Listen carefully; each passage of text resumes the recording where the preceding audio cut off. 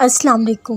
تمہارا بے چین ہونا تکلیف دہ ہو سکتا ہے، مگر وہ تمہارے آنسوؤں سے بے خبر کب ہے۔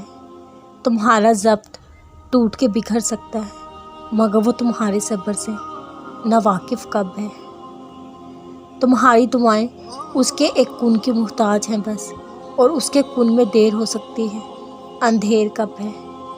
اس نے خود ہی تو مانگنا سکھایا ہے، پھر قبولیت ہو ہی جانی ہے۔ انکاری کب ہے؟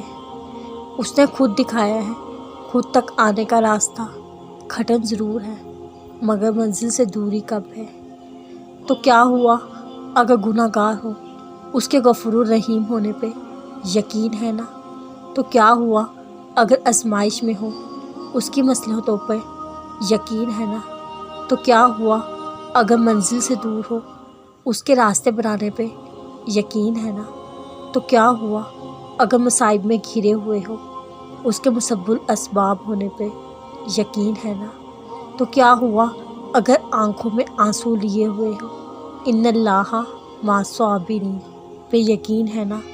تو کیا ہوا اگر پریشانی نے آ لیا ہے، فإن مع العسر یسرا پر یقین تو ہے نا؟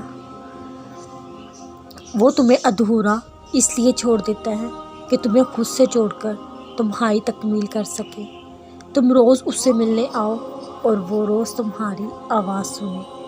کیوں مایوس ہو، ٹوٹ چکے ہو، امید ختم ہو رہی ہے، دعاؤں پر سے یقین کم ہوتا جا رہا ہے۔ کبھی یہ سوچا ہے اگر یہ آزمائش ہوئی اور تم ہار گئے تو کیا ہوگا؟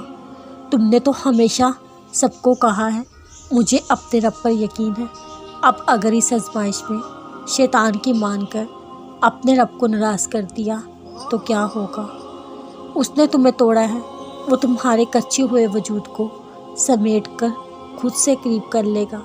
اب اگر تم نے حالات سے دل برداشتہ ہو کر اسی کو چھوڑ کر خود پر ظلم کر لیا تو کیا ہوگا؟ وہ تو 70 ماؤں سے بڑھ کر پیار کرتا ہے، اگر کچھ چھین لیا ہے تو کوئی تو مصلحت ہوگی نا۔ اب اگر تم نے اس کی مصلحت سے انکاری کر کے اس کے پیار کو ٹھکرا دیا تو کیا ہوگا؟ اس نے تو دنیا کو ایک آزمائش کے طور پر تمہارے سامنے رکھا تھا، اور تم بھی کلو نفس ذائقۃ الموت پر ایمان لے آئے تھے۔